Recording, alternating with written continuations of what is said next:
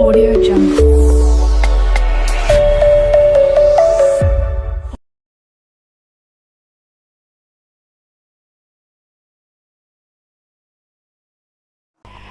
Assalamualaikum warahmatullahi wabarakatuh. Bismillah, alhamdulillah, wassalatu wassalamu ala rasulillah wa ala alihi wa ashabihi wa mawalah.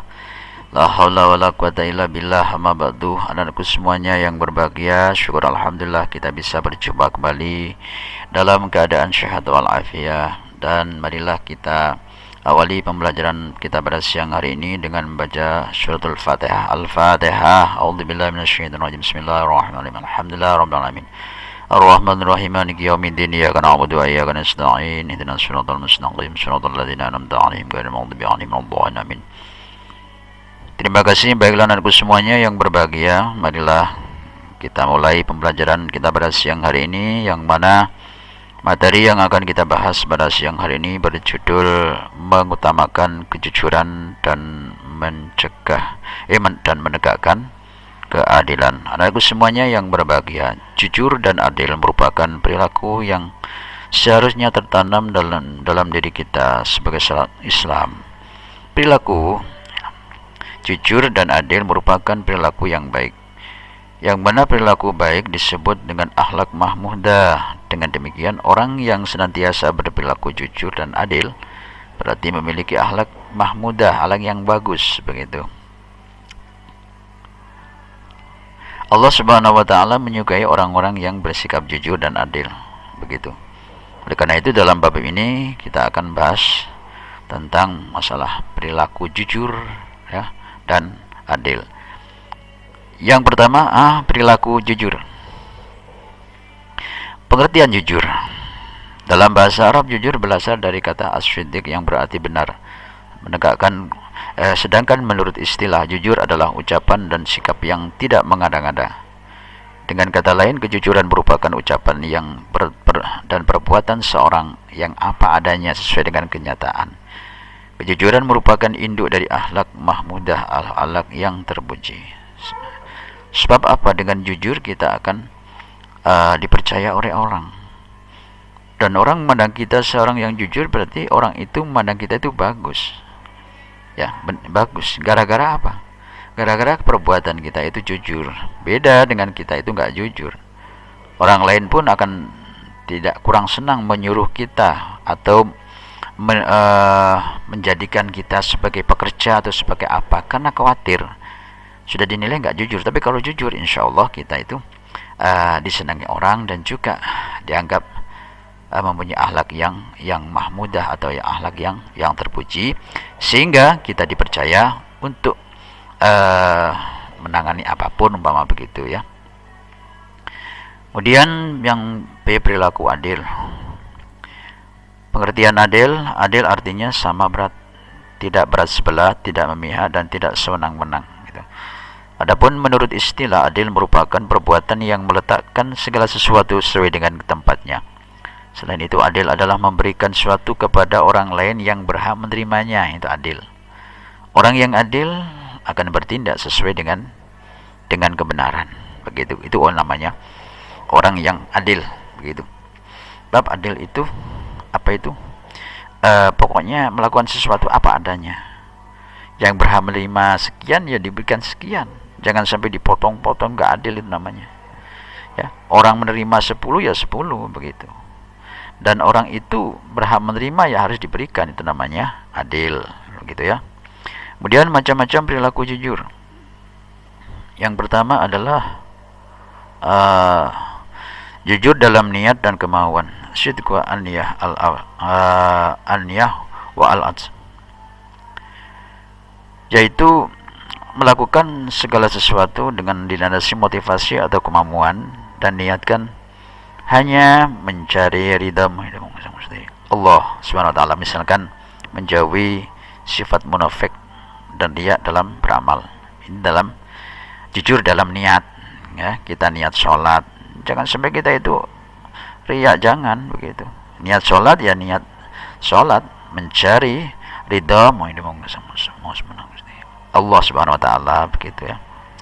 Kemudian yang kedua, jujur dalam perkataan, sidqu al-lisan, begitu ya. Artinya Allah Subhanahu wa taala akan selalu mengawasi orang yang selalu berkata jujur. Orang yang berkata jujur akan selalu dipercaya orang lain. Misalkan saja contohnya jujur dalam perbuatan adalah menyampaikan berita sesuatu fakta dan penyampaian amanat sesuai dengan apa yang diamanatkan. Yang ketiga adalah jujur dalam bermuamalah. Syidqu al-muamalah. Muamalah di sini kerjasama antara satu orang dengan orang lain dalam masalah keduniaan. Misalkan saja syirkah, kerjasama, misalkan utang piutang, sewa menyewa, begitu termasuk syirkah. Ya, orang yang jujur dalam bermuamalah itu seperti urusan perdagangan. Setiap Muslim wajib selalu bersikap jujur. Contohnya tidak mengurangi takaran atau timbangan begitu. Kemudian yang keempat adalah jujur dalam berpenampilan sesuai kenyataan. Orang yang jujur akan berpenampilan apa adanya sesuai kenyataan yang sebenarnya. Orang yang jujur tidak memakai topeng dan baju kepalsuan serta tidak mengada-ngada dalam berpenampilan. Itu yang menampilkan dirinya secara sahaja. Ya, jadi kalau kita itu jujur dalam berpenampilan itu adalah menampilkan keberadaan kita itu sesuai dengan kenyataan yang ada pada diri kita. Kita sebagai petani ya jangan pakai jas apa gitu seperti penampilan ke kantor. Kan bohong itu, gak jujur. Kita ke kantor ya jangan pakai sangkul, jangan pakai pakaian untuk mencangkul, kan gak jujur. Jadi bisa menempatkan posisinya sendiri-sendiri, ya. Kalau sebagai petani ya penampilannya ya petani, kalau sebagai pegawai ya pegawai, sebagai guru ya guru, sebagai santri sarungan, nah gitu ya. Itu termasuk jujur dalam berpenampilan. Bersikap adil itu sendiri dapat diklasifikasikan menjadi 4. Yang pertama adil kepada Allah Subhanahu wa taala, yakni menjadikan